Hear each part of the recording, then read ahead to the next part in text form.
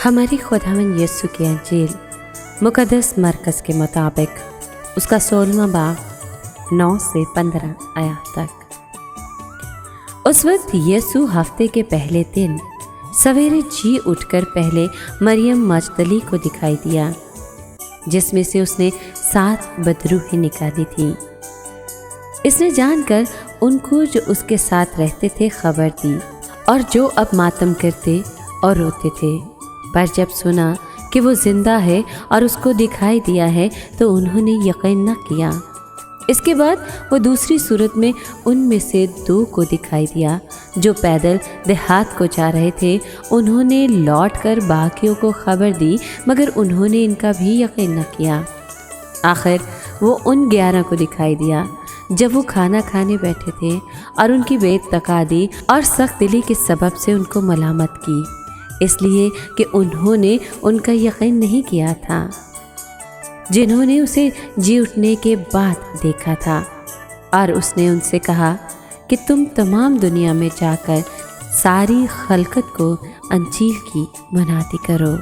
पाक कलाम के पढ़े और सुने जाने पर खुदावंद की बरकत हो, खुदा का शुक्र हो। अजीज दोस्तों, दुख और मुसीबत के बगैर इंसानी ज़िंदगी का तस्वुर नामुमकिन है, क्योंकि दुख इंसानी ज़िंदगी की बुनियादी इकाई है। दुखों, मुसीबतों और अज़ियतों में साबित कदम रहना यीशु की सलीबी मौत हमें सिखाती है। यीशु ने मौत और कब्र पर फतह पाकर पूरी इंसानियत पर अयां कर दिया कि वो हर एक चीज़ पर कादिर है। ईद पाशका हमारे लिए यही पैगाम लाती है कि हम दुखों में हमेशा साबित कदम रहें, अपने ईमान को, अपने एतक़ाद को मजबूत रखें और दुनियावी सलीबों को वफादारी के साथ थामें, ताकि हम भरपूरी के साथ यीशु के जी उठने की हकीकी खुशी में शामिल हो सकें। और जिस तरह उसने अपने शागिर्दों पर ज़ाहिर होकर उन्हें अंजील की मुनादी का हुक्म दिया, हम भी उसके हुक्म की तामील कर सकें। आमीन।